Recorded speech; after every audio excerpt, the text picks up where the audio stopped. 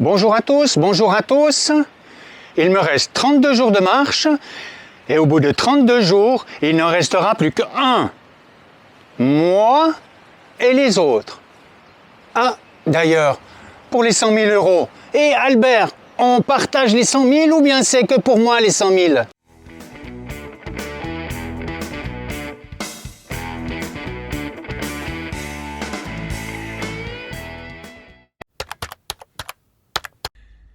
Là, je suis enfin parti, sorti du Puy-en-Velay. C'était un petit peu compliqué de filmer dans le puits, il y a du monde, il faut trouver son chemin. Le truc, c'est que quand on est comme ça en ville, c'est le meilleur moyen de se tromper. Sur les chemins en campagne, je pense que ça va toujours jouer. Mais voilà, les premiers kilomètres sont passés, l'émotion redescend. Je vais vous dire que j'ai quand même eu ma larme à l'œil en partant. Donc c'est pas rien, hein. Je suis en train de commencer un projet qui me tient à cœur depuis des années. Donc c'est normal d'avoir quand même sa petite larme. Ça me fait penser un peu à mes grandes courses que j'ai pratiquées. Et comme le marathon des sables, comme le tour du Mont Blanc, où on part alors moins vite que dans ces courses-là par contre, mais on a un peloton à partir, donc voilà. Sur la route, plein de pèlerins, on est tous l'un derrière l'autre pour le moment. Et puis on trace chacun notre route avec chacun sa vitesse, chacun son rythme. Le chemin est long.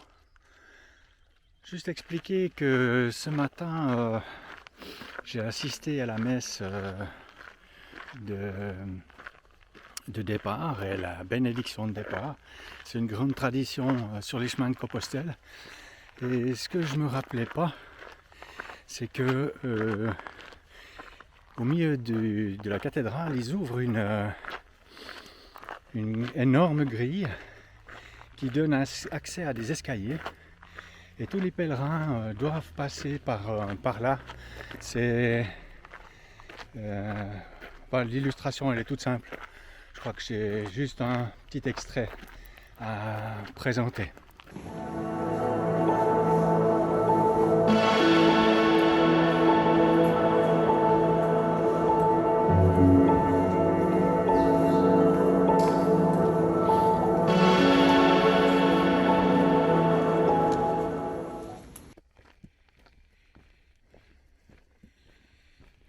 Voilà, la première heure est passée.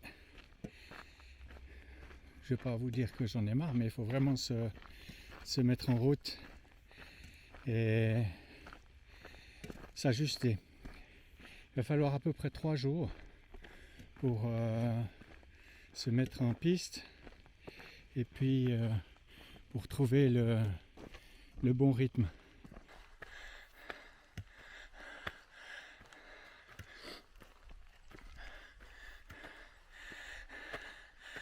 Ça monte, ça monte.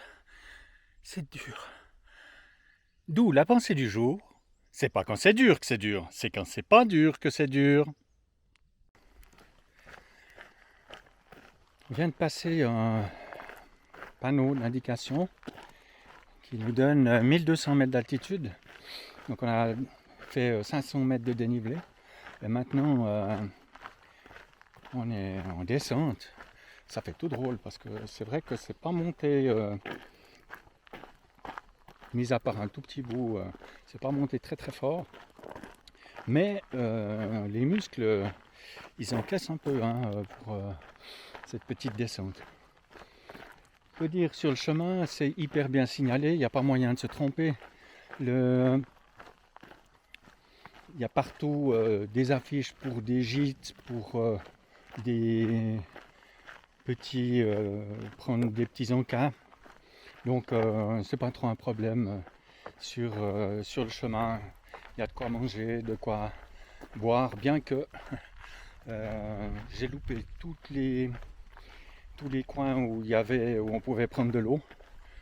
Et aussi j'ai pas rempli mon tampon de crédential. J'en reparlerai plus tard sur une autre étape. Parce que, je sais pas, je crois que j'ai tout le temps la tête baissée ou mon chapeau est trop gros. Et puis je vois pas le paysage. Pourtant j'admire, très admiratif de ce qui se passe. Par exemple là on est dans une forêt très sauvage qui est juste magnifique. Et puis qui nous tient au frais parce qu'en plein soleil, même que on n'est pas très avancé dans le printemps, eh bien ça chauffe, ça chauffe pas mal. Donc ça fait du bien d'être en forêt. Je suis à côté du gîte où j'avais prévu de m'arrêter après 25 km. Mais c'est 2 heures l'après-midi. Je vais continuer en tout cas encore 1 heure, 1 heure et demie. Il y a un prochain village et 2 prochains gîtes au bled plus loin, à 6 km. Donc je vais essayer d'avaler ça. Ça devrait jouer. Voilà, deuxième promesse pas tenue. J'avais dit que je tiendrais le fait, je respecterai les étapes. Voilà que j'allonge déjà. Alors, promesse tenue 0, promesse non tenue 2.